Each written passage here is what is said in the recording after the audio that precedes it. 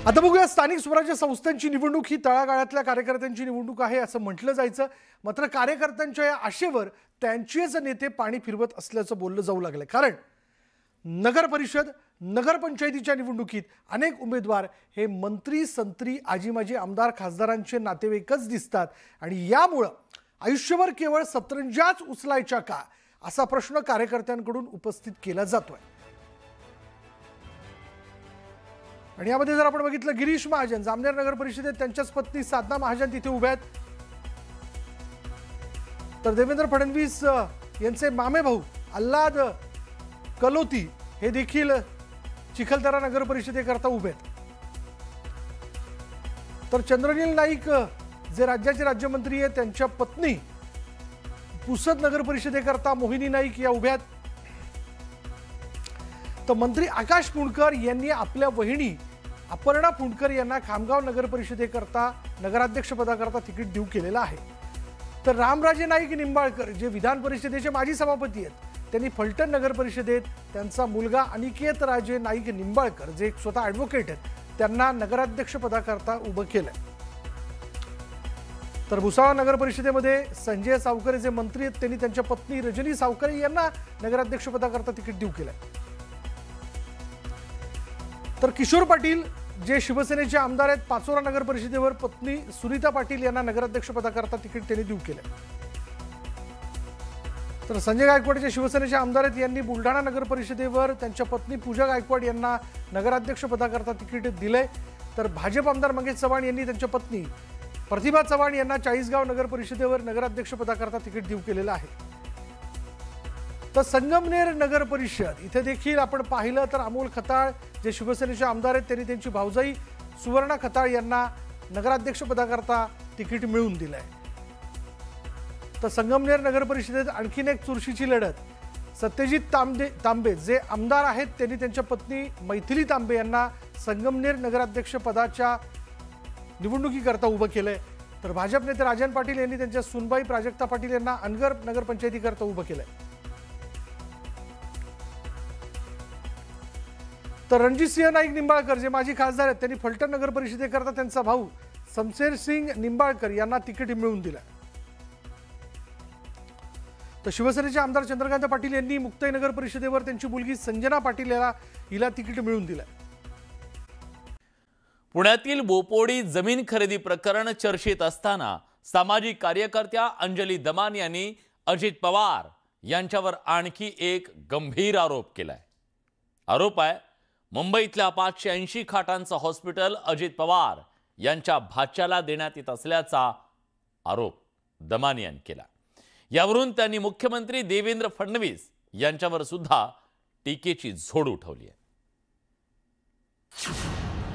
अजित पवार यांच्यावर घोटाळ्याचा आरोप, 500 कोटींचं हॉस्पिटल हडपल्याचा दावा, अंजली दमानी यांचा पवारांवर निशाणा। मुंबई महानगरपालिकेनं 500 रुपये कोटी खर्च करून गोवंडीत हे हॉस्पिटल उभारलंय, पण आता याच हॉस्पिटलवरून उपमुख्यमंत्री अजित पवार यांच्यावर अंजली दमानी यांनी गंभीर आरोप केलेत।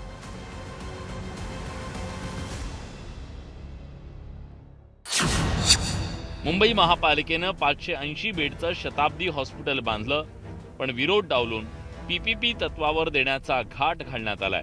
अजित पवारांचे भाचे भाजपचे आमदार राणा जगजितसिंग पाटील यांच्या तेरणा पब्लिक चॅरिटेबल ट्रस्टनं यासाठी बोली लावली आहे। हे हॉस्पिटल तेरणा पब्लिक चॅरिटेबल ट्रस्टच्या घशात घालण्याचा प्रयत्न केला जात असल्याचा आरोप दमानी यांनी केलाय। तर मुळात म्हणजे पीपीपी इटसेल्फ हे एक मोठं फ्रॉड आहे आणि हे का केलं जात आहे, कारण ह्या मार्गाने या सगळे भूखंड म्हणा, हे सगळ्या प्रॉपर्टी ज्या खरं सरकारच्या आहेत म्हणजे आपल्या जनतेच्या आहेत, आपल्या कराच्या पैशांनी बनवलेल्या आहेत, या सगळ्या गोष्टी या राजकारण्यांच्या घशात घालायचा हा एक सुंदरसा मार्ग या सगळ्या राजकारण्यांनी तयार केलाय। दमानिया यांनी आरोप केलेलं शताब्दी हॉस्पिटल चालवण्यासाठी 3 संस्थांनी रस दाखवला। यापैकी एक निविदा तांत्रिक बाबींची पूर्तता नसल्यामुळे फेटाळण्यात आली। त्यामुळे आता बोली प्रक्रियेत केवळ 2 निविदा शिल्लक आहेत। यात अजित पवारांचे भाचे आमदार राणा जगजितसिंग पाटील यांच्या तेरणा पब्लिक चॅरिटेबल ट्रस्टचा समावेश आहे, तर दुसरी संस्था तेलंगणातली आहे. की तिथले रहिवासी, तिथले सगळे हेल्थ ॲक्टिव्हिस्ट याच्या विरोधात इतकं टोकाचं लढत असताना सुद्धा अजित पवारांच्या नातेवाईकांनाच कसा, म्हणजे किती योगायोग म्हणा, सगळीकडे यांचे नातेवाईक पोचतात आणि सगळ्या असे जे हॉस्पिटल्स आहेत, भूखंड आहेत, सगळे यांच्या घशात घालतात. दमानिया यांच्या या आरोपावरून सुप्रिया सुळेंनी भाजपवर निशाणा साधलाय. जो ड्रग्ज मध्ये आणि इथल्या तिथे कुठे नाही, जे आपलं श्रद्धास्थान आहे, तुळजा भवानी मंदिर जिथे आपलं श्रद्धेचं स्थान आहे, तिथे जो माणसांनी ड्रग्ज मध्ये अडकलाय त्याला भारतीय जनता पक्षामध्ये घेतला, ते राणा जगजित सिंग, ते आता हा ट्रस्ट बघतात. म्हणजे हा प्रश्न फक्त अजित पवार सुनेत्रा पवारांपर्यंत सीमित नाही, तर राणा जगजित सिंग हे भारतीय जनता पक्षाचे आमदार आहेत. जर दमानियांना हा म्हणजे जे काही तुम्ही आता गोवंडीचं सांगताय होऊ घातलेलं प्रकरण, फक्त अपेक्षा एवढीच आहे की मध्येच प्रकरण सोडत जाऊ नका, प्रकरण धसास न्या, शेवटापर्यंत न्या. मध्ये काय होतं कळत नाही आणि अचानकच वाचा उद्याची बातमी उद्याच्या अंकात आणि उद्याचा अंकच निघत नाही दमानियांचा. आता तसं होता कामा नये एवढीच अपेक्षा असेल. शताब्दीच्या बाबतीमध्ये माननीय आयुक्तांकडून, मुंबई महापालिका आयुक्तांकडून मी माहिती घेईन. या विषयामध्ये निविदा प्रक्रिया होणार होती एवढी मला नक्की माहिती आहे. त्या निविदा प्रक्रियेची पूर्ण माहिती मी घेईन. या संदर्भामध्ये निविदा प्रक्रियामध्ये काही अनियमितता असेल, त्यांनी केलेल्या आरोपानुसार कोणाला तरी मदत आणि कोणाच्या तरी विरोधात असं काही असेल तर त्याची नक्की चौकशी करू. पार्थ पवार यांच्या जमीन घोटाळ्यामुळे अजित पवारांना टीकेचं धनी व्हावं लागलंय. आता भाचा राणा जगजित सिंग पाटलांच्या तेरणा ट्रस्टवरून नव्या आरोपांची भर पडली आहे. Bureau report, news 18 Lokmat. Kashinath चौधरींच्या भाजप प्रवेशाच्या नंतर विरोधकांकडून त्यांच्यावर जोरदार टीकेची झोड उठवण्यात आली. त्यानंतर आता चौधरींच्या प्रवेशाला स्थगिती देण्यात आली आहे.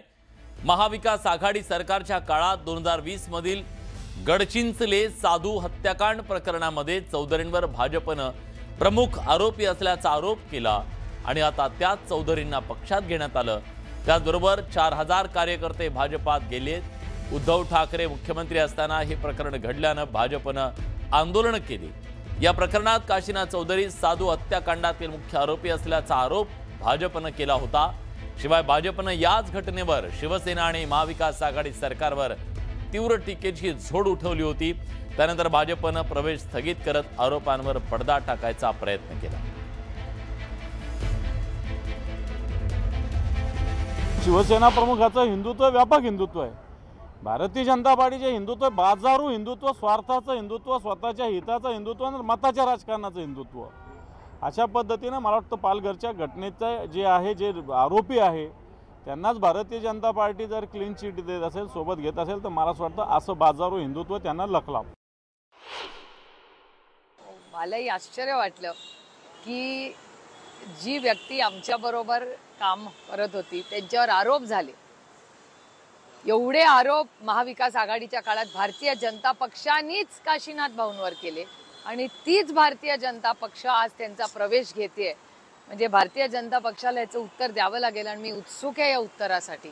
मला आश्चर्य वाटतंय की महाविकास आघाडीच्या काळात मग काशीनाथ भाऊंवर जे आरोप केले ते खोटे होते का, हे मान्य करतं का भारतीय जनता पक्ष, याचं उत्तर भारतीय जनता पक्षाला द्यावं लागेल. पालघर साधू हत्याकांडाची संशयाची सुई ज्या काशीनाथ चौधरी भोवती फिरत होती त्याला भाजपच्या स्थानिक नेतृत्वाने प्रवेश दिला आणि हा निर्णय निश्चितच सगळ्या साधू संतांना आणि हिंदुत्ववादी कार्यकर्त्यांना धक्कादायक आणि वेदना देणारा हा निर्णय होता. पहिली गोष्ट तर हा जो काही निर्णय या ठिकाणी झालेला आहे तो लोकल स्तरावर घेतलेला आहे, पण तरीही मी माहिती घेतली, मलाही ज्यावेळेस तो निर्णय समजला, एकतर हे जे आरोप लावत आहेत कालपर्यंत त्यांच्यासोबत होते तर त्यांनी आरोप लावले नाहीत, तोपर्यंत ते चांगले होते. आज आमच्याकडे आले तर ते वाईट झाले. पण आपल्याला माहिती आहे की याचं पूर्ण इन्व्हेस्टिगेशन झालेलं आहे आणि इन्व्हेस्टिगेशनमध्ये काय काय समोर आलेलं आहे ते देखील आपण बघितलेलं आहे. त्यामुळे मला स्थानिक लोकांनी सांगितलं की त्या सगळ्या गोष्टींचा त्या ठिकाणी आम्ही इन्फॉर्मेशन घेऊन त्याची माहिती घेऊनच हा निर्णय घेतलेला आहे.